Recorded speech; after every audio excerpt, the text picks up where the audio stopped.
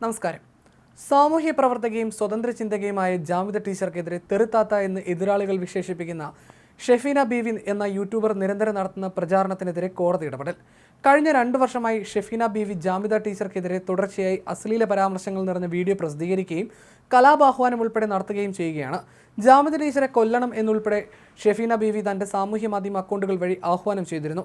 ചിലരെ ഉപയോഗിച്ച് അതിനുള്ള ശ്രമങ്ങൾ ഷെഫീന ബീവി നടത്തുകയുമുണ്ടായി എന്ന് ജാമിദ ടീച്ചർ ആരോപിക്കുന്നുണ്ട്. ഇത്തരം വീഡിയോകളുടെ പ്രസിദ്ധീകരണവും തടയുന്നതിന് ജാമിദ ടീച്ചർ പോലീസിനെ സമീപിച്ചിരുന്നെങ്കിലും ഷെഫീന ബീവി പിന്മാറിയിരുന്നില്ല. ഇതേ തുടർന്നാണ് ജാമിദ ടീച്ചർ ഹൈക്കോടതി അഭിഭാഷകയായ അഡ്വക്കേറ്റ് വിമല ബിനുവിനെ സമീപിക്കുകയും കൊയിലാണ്ടി മുൻസിഫ് കോടതിയിൽ മാനനഷ്ട കേസ് ഫയൽ ചെയ്യുകയും ചെയ്തത്. ഈ കേസിൽ വാദം കേട്ട കോടതി ആദ്യ ദിനം തന്നെ ഷെഫീന ബീവി പ്രസിദ്ധീകരിച്ച വീഡിയോകൾ മാനഹാനി ഉണ്ടാക്കുന്നതാണെന്ന് കണ്ടെത്തി. ഷെഫീന ബീവി തുടർന്ന് ജാമിദ ടീച്ചർക്കെതിരെ വീഡിയോ എടുക്കുന്നതിൽ നിന്ന് വിലക്കുകയും ഇതുവരെ പ്രസിദ്ധീകരിച്ച വീഡിയോകൾ യൂട്യൂബ്, ഫേസ്ബുക്ക്, ഇൻസ്റ്റഗ്രാം തുടങ്ങിയ പേജുകളിൽ നിന്ന് നീക്കം ചെയ്യാനും ഉത്തരവിട്ടു. ഷെഫീന ബീവി ഇതാദ്യമായല്ല ഇത്തരം കുറ്റകൃത്യത്തിൽ ഏർപ്പെടുന്നതെന്ന് ജാമിദ ടീച്ചറുടെ അഭിഭാഷകൻ ചൂണ്ടിക്കാട്ടി.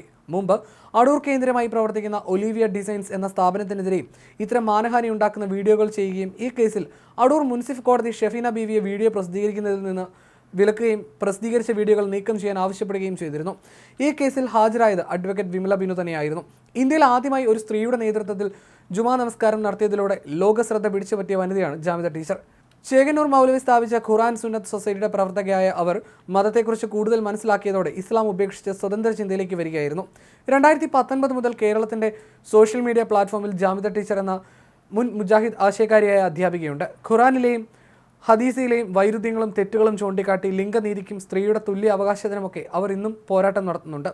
മുസ്ലിം സമുദായത്തിൽ നാനാവിധ നവോത്ഥാന പ്രവർത്തനങ്ങൾക്ക് മുന്നിട്ട് നിൽക്കുന്നതിനാലും സമുദായത്തിലെ തീവ്ര ചിന്താഗതിക്കാരായ പലരും ടീച്ചർക്കെതിരെ മുൻപ് സൈബർ ആക്രമണങ്ങൾ നടത്തിയിട്ടുണ്ട്.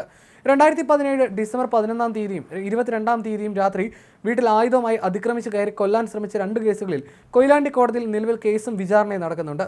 ഷെഫീന ബീവിയെ താൻ പരിചയപ്പെടാനുണ്ടായ സാഹചര്യം ജാമിദ ടീച്ചർ പറയുന്നത് ഇങ്ങനെയാണ്. ക്ലബ് ഹൗസിലെ പരിപാടികളിലൂടെയാണ് ഇവരെ പരിചയപ്പെടുന്നത്. ഷെഫീന ബീവിയും അന്ന് ഇസ്ലാമിനെ വിമർശിച്ച് വീഡിയോകൾ ചെയ്യാറുണ്ടായിരുന്നു. അങ്ങനെയിരിക്കെ ഇവർ വിഷമങ്ങൾ പറഞ്ഞ് 10,000 രൂപ കടം വാങ്ങി. അത് തിരികെ ചോദിച്ചിട്ട് തന്നില്ല. ഈ വൈരാഗ്യത്തിൻ്റെ പേരിൽ കഴിഞ്ഞ 2 വർഷമായി ഷെഫീന ബീവി എനിക്കും കുടുംബത്തിനുമെതിരെ തുടർച്ചയായി മക്കളെ അടക്കം അശ്ലീല പരാമർശങ്ങൾ നിറഞ്ഞ എണ്ണമറ്റ വീഡിയോകൾ പ്രസിദ്ധീകരിച്ചു. എനിക്കെതിരെ രഹസ്യ ഗ്രൂപ്പുകൾ ഉണ്ടാക്കി പ്രവാസി മലയാളികളെ കൂട്ടുപിടിച്ച് കലാപാഹ്വാനം ഉൾപ്പെടെ നടത്തുകയും ചെയ്തു. 28/3/2025 കോട്ടയത്ത് നിന്ന് കാർ മാർഗം കോഴിക്കോട് വന്ന് എൻ്റെ വീടിൻ്റെ ഫോട്ടോകളും ദൃശ്യങ്ങളും പകർത്തി 700-ലധികം ആളുകളുള്ള വാട്സപ്പ് ഗ്രൂപ്പിലിട്ട് എന്നെ കൊല്ലാൻ ആഹ്വാനം ചെയ്തു. നിങ്ങൾ പൈസ തരൂ, പൈസ തന്നാലും ഇല്ലെങ്കിലും ഞാൻ അവളെ തട്ടുമെന്ന് പറഞ്ഞ് നിരവധി വീഡിയോകളും ശബ്ദ സന്ദേശങ്ങളും ചെയ്ത് സ്വന്തം ചാനലിലും വാട്സപ്പിൻ്റെ രഹസ്യ പരസ്യ ഗ്രൂപ്പുകളിലും പോസ്റ്റ് ചെയ്തു. എൻ്റെ വിശ്വാസികളായ സഹോദരങ്ങളെ പള്ളി കമ്മിറ്റിക്കാരെ കൂട്ടുപിടിച്ച് നിരന്തരം വേട്ടയാടി.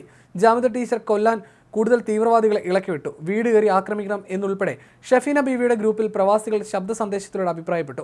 തൻ്റെ സാമൂഹ്യ മാധ്യമ അക്കൗണ്ടുകൾ വഴി നിരന്തരം കൊല്ലാൻ ആഹ്വാനം ചെയ്തുകൊണ്ടേയിരുന്നു. തൻ്റെ ഗുണ്ടകളെ ഉപയോഗിച്ച് അതിനുള്ള ശ്രമങ്ങൾ ഷെഫീന ബീവി നടത്തുകയും ഉണ്ടായി.